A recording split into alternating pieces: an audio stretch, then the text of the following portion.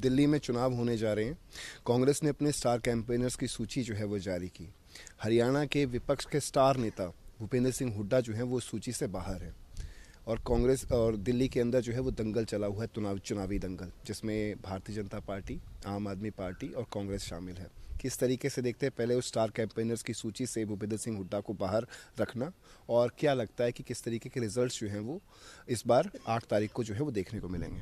देखिए, जहाँ तक आपने रिजल्ट की बात कही, निश्चित तौर पर भारतीय जनता पार्टी की सरकार बनने जा रही है दिल्ली के अंदर, क्योंकि जिस तरीके से जो आम आदमी पार्टी की सरकार लगातार वहाँ रही है और जिस बात को लेकर के वो आए थे वो अपने रास्ते से भटक गए।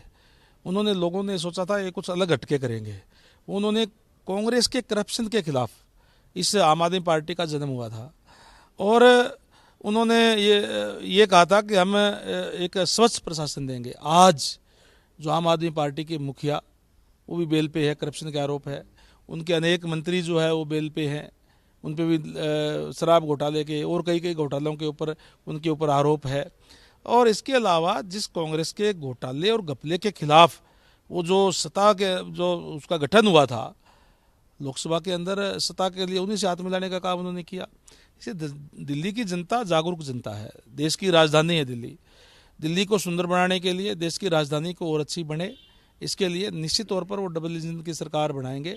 आदरणीय नरेंद्र भाई मोदी जी की सरकार ऊपर भी है और नीचे भी बनाएंगे, तो डबल इंजन की सरकार, ताकि दिल्ली और सुंदर प्रदेश बने। जहाँ तक आपने कांग्रेस के चुनाव प्रचार से किन लोगों का नाम लिया, किन का नहीं लिया, वैसे तो उनका इंटरनल मामला है। फिर भी मैं समझता हूँ कि माननीय हुड्डा साहब पुराने नेता हैं, थोड़े बुजुर्ग हो गए हैं, इसलिए उसका उनको रेस्ट दिया गया होगा। क्या लगता है कि ये रेस्ट जो है वो लंबी चलेगी? नेता प्रतिपक्ष से भी रेस्ट जो है वो उन्हें मिलेगी? देखिए, अब ये तो मैं क्या बता सकता हूँ, लेकिन एक बात ज़रूर बता सकता हूँ कि आज हालात ये है, उनके अलग अलग गुटों में बटे हुए हैं, इसलिए वो नेता प्रतिपक्ष भी नहीं चुन सके। नहीं तो नेता प्रतिपक्ष तो सरकार के गठन के समय ही चुना जाता है और उस मंच पे होता है जहाँ पे सरकार का शपथ समारोह होता है, उस मंच पे नेता विपक्ष भी होता है। लेकिन वो शपथ समारोह भी हो गया, सेशन भी आ गया, अब बजट सेशन भी आने वाला है, सरकार के 100 दिन पूरे भी हो गए, सरकार निरंतर स्पीड से चल रही है, नॉन स्टॉप, और वो उनका बेचारे विपक्षी नेता नहीं बना पा रहे। बहुत बहुत शुक्रिया। तो ये थे हमारे साथ प्रदेश के कैबिनेट मंत्री रणबीर सिंह गंगवा, जिनका सीधे तौर पर ये कहना है कि दिल्ली के अंदर एक मर्तबा फिर से भारतीय जनता पार्टी जो है वो जीत का परचम लहराएगी, और साथ ही साथ जो अन्य सवाल थे उन सवालों पर भी बड़ी बेबाकी से अपनी राय दी। चंडीगढ़ से कैमरा पर्सन विशाल गुलाटी के साथ रवि चंदेल, सूर्य समाचार।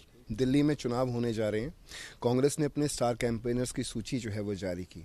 हरियाणा के विपक्ष के स्टार नेता भूपेंद्र सिंह हुड्डा जो हैं वो सूची से बाहर है और कांग्रेस और दिल्ली के अंदर जो है वो दंगल चला हुआ है, चुनावी दंगल, जिसमें भारतीय जनता पार्टी, आम आदमी पार्टी और कांग्रेस शामिल है।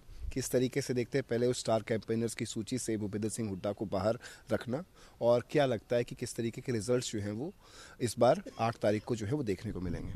देखिए, जहाँ तक आपने रिजल्ट की बात कही, निश्चित तौर पर भारतीय जनता पार्टी की सरकार बनने जा रही है दिल्ली के अंदर, क्योंकि जिस तरीके से जो आम आदमी पार्टी की सरकार लगातार वहाँ रही है और जिस बात को लेकर के वो आए थे वो अपने रास्ते से भटक गए। उन्होंने, लोगों ने सोचा था ये कुछ अलग हटके करेंगे।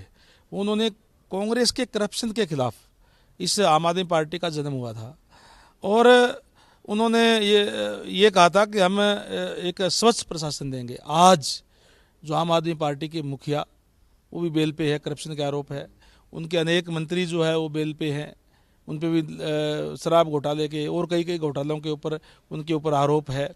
और इसके अलावा जिस कांग्रेस के घोटाले और घपले के खिलाफ वो जो सत्ता के जो उसका गठन हुआ था लोकसभा के अंदर, सत्ता के लिए उन्हीं से हाथ मिलाने का काम उन्होंने किया।